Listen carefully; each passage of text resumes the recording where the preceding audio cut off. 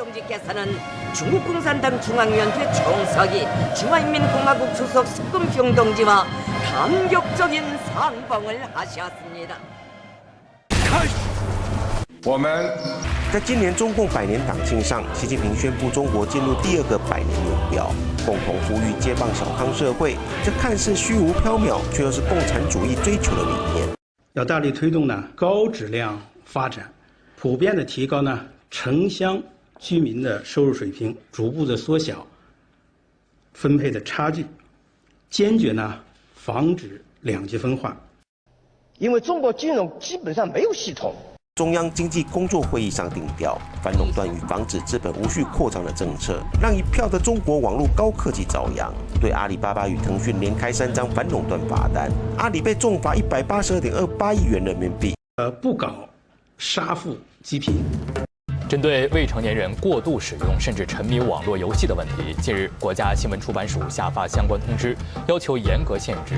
中国大陆现在提倡的是国内国际双循环的概念，形同就是要增强内需，减少对西方的依赖，这些都将会成为跨国企业下一步的不确定因素。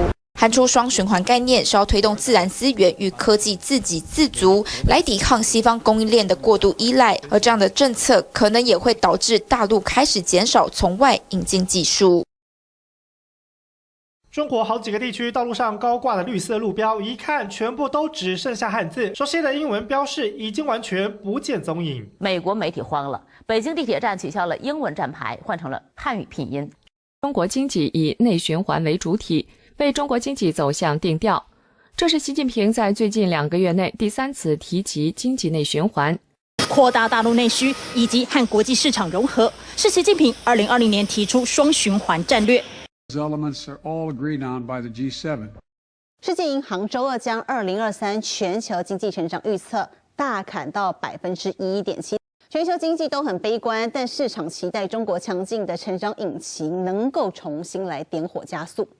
但解封之后的中国经济并不是一派乐观。中国去年第4季通货紧缩，压力加剧。中国现在陷入了更加麻烦，就是通缩。通缩有一个很明显的例子，就是所有的产品都在跌价，特别是大宗商品。大宗商品2个东西最重要，一个是房地产，另外就是汽车。所谓996就是朝9晚9，每周6天。中国电商龙头阿里巴巴创办人马云曾脱口说出，拥有996人生是巨大的福气。大家都讲阿里巴巴的口碑不太好，我们每天加班到12个小时是非常正常。中国年轻人在就业还有结婚的状况最近受到了关注。我们就先从就业的情况来看到，这个图表呢是中国16到24岁年轻人他们的失业率。那么红色这一条线呢，您看到的，在上个月的时候，这个失业率是突破了达到20.4%，那么是史上最高。一句流行顺口溜道出中国经济熄火，市场上到处弥漫着各种负面消息，诸如裁员失业、中产一夜返贫、房价腰斩了、消费降级了。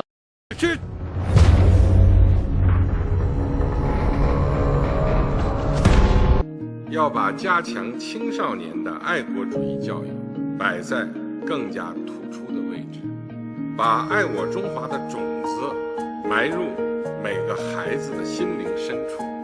教官一声令下，小将们都迅速做出反应，真是一支听从指挥、能打胜仗的好队伍啊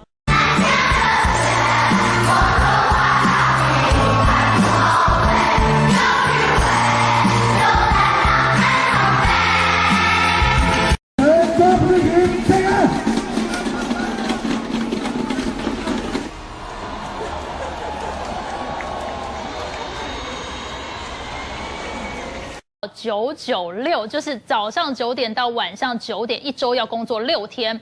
不过现在中国大陆的企业工时表倒是真的曝光了，包含了阿里巴巴、百度、小米这些企业，工时还真的是蛮长的。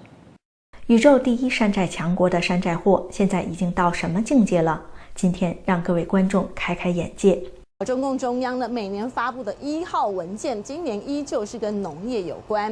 为了做好全面要推进乡村振兴的重点工作，所以中国官方呢加强了培育乡村新产业新业态。那么呢提出了是培育发展预制菜产业的一个计划。不过到底什么是预制菜呢？也就是预先制作好的菜肴，大家俗称的调理包啊，或者是呢加热的即食品。预制菜产业展区，展品琳琅满目，广西各市的摊位啊，真是把各家的拿手本领都展示出来。这云南餐博会不仅仅是一场美食盛宴，更是一场文化交流会。你看，光是主办单位就有8家，协办单位更是多达19家，这阵仗简直比我们村口打群架还热闹。这次博览会规模还蛮大，占了4个场馆，涵盖预制菜、预制原材料、调味料、冻品和餐饮机械等，餐饮也都加了科技2个字，满满的科技与狠活。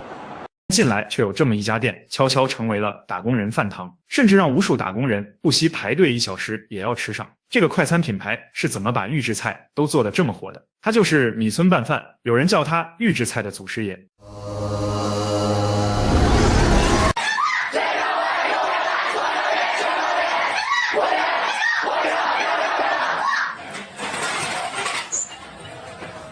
觉得我自己压力特别大，在学校，每天在这里面学习，然后回到家里，我爸还要问我作业做完了没有，甚至有时候考试没有考好，还得被我爸骂一通。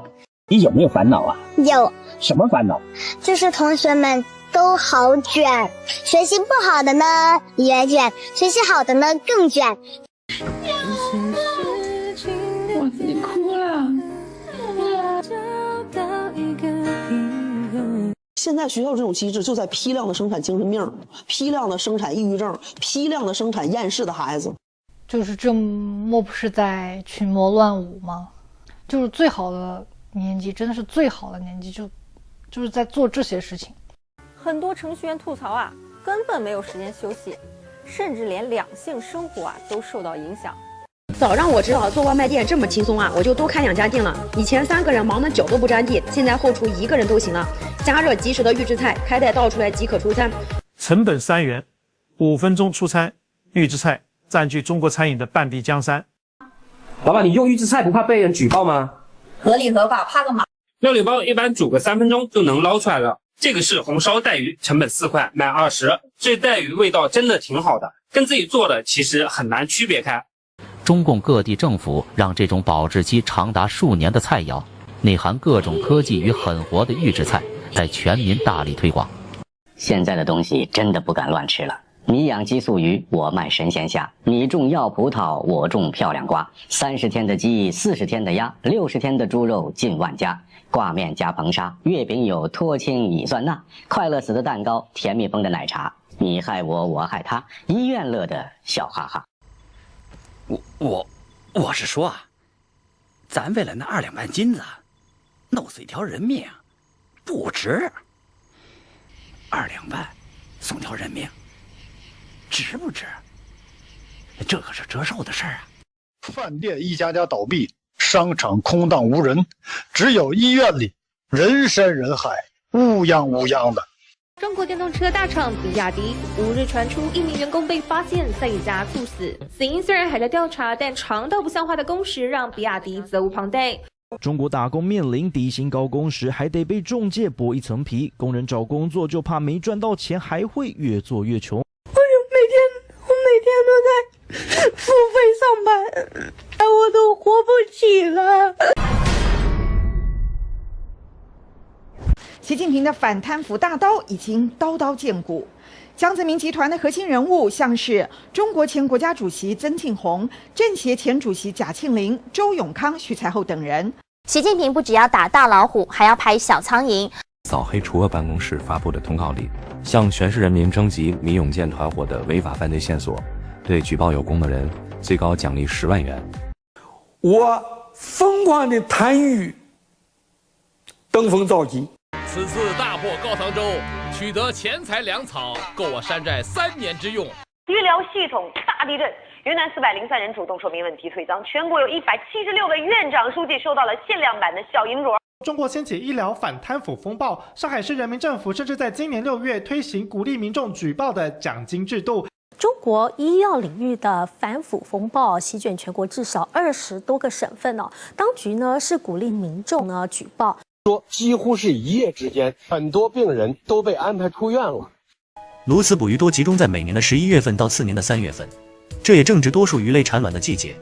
2兆美金的顺差怎么不见了？钱去哪了？中共官方称中国有14亿人口，但大量网络视频显示，大陆不但城市冷清，乡村也空旷。越来越多的民众质疑中国人口的数据。瑞士银行公布消息，100位中国人存款合计7.8万亿。根深蒂固。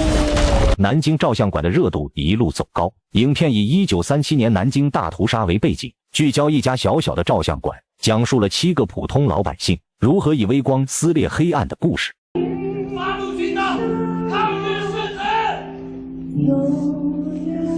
为了民族，为了民族，为了国家，为了子孙。学龄前接触电视暴力内容的男孩，在11年后更容易出现反社会行为。1年收到的信访材料几10万封，根本看都看不过来，很多人在那申诉。杨兰兰的事情呢，现在已经发展到了词条被封禁，网友多说一句就会被警察打电话要求删帖的地步了。哦，不是打电话，是找上门要求删帖。在中国官方媒体里，还处处可见为食品添加剂辩护洗地。在各地频发的食品安全事故中，不法商家轻松逃脱责任并不鲜见。我们只想保护该保护的卫生员，你犯了错，你是错也好，抢也好，你不想也不能不裁。